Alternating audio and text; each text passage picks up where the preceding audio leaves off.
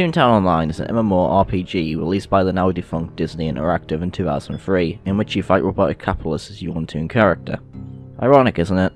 Disney releasing a game that's anti-corporation. While the game would go on to shut down in 2013, it lives on through numerous private servers. By now most viewers will be familiar with the Iceberg format.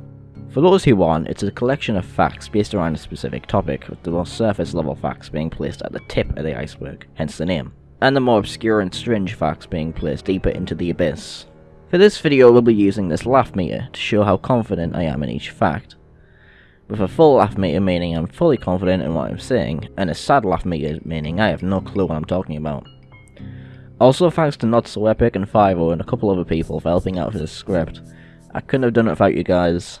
With all that said, let's go. The tip. Scrooge McDuck installation movie.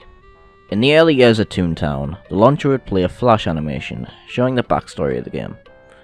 It shows Scrooge McDuck paying a visit to Gyro Gearloose on the outskirts of Toontown. However, Gyro is nowhere to be found, only finding a giant robot that's in the works.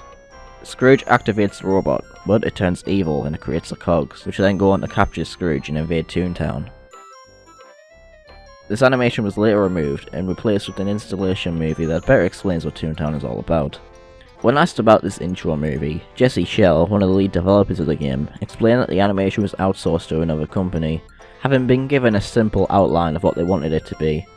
It didn't quite turn out how he wanted it, but he decided to use it anyway.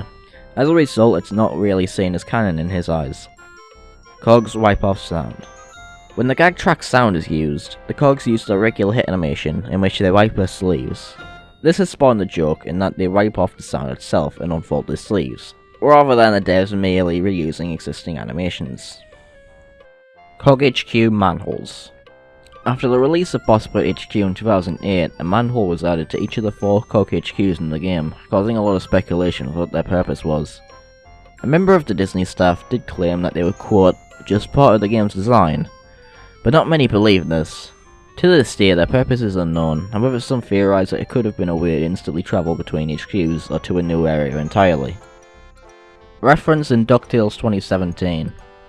In episode 3 of the 2017 DuckTales reboot, there was a blinking or miss at reference to Toontown.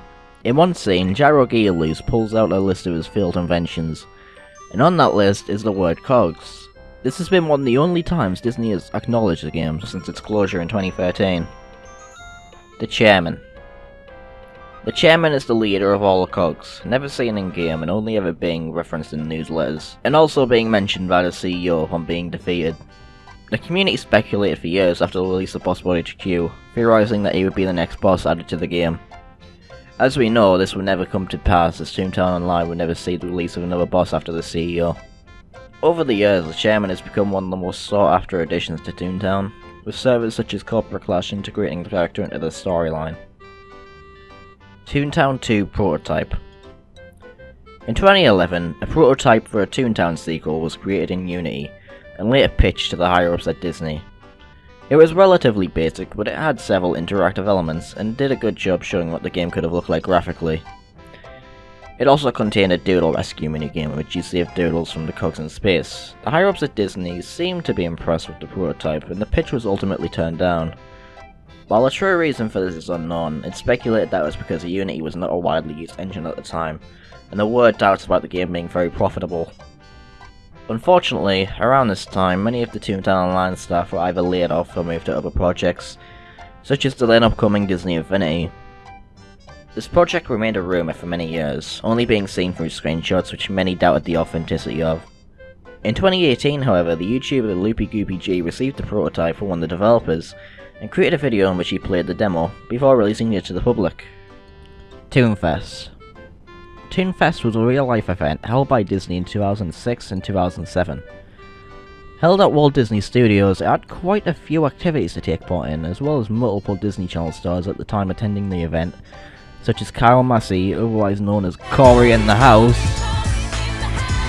While the event only took place officially on 2 occasions, Toontown Written has since held their own Toonfest convention every year since 2015, with the exception of 2020 for obvious reasons. The original map. When Toontown was in its early concept stages, this map was drawn. While similar to the final one we have today, there are some major differences. These include 3 scrap playgrounds: Funny Farms, Construction Zone, and Goofy Stadium. Funny Farms was supposed to be a tribute to rubber hose cartoons from the 30s, being entirely in black or white. Construction Zone would have been, well, Construction Zone.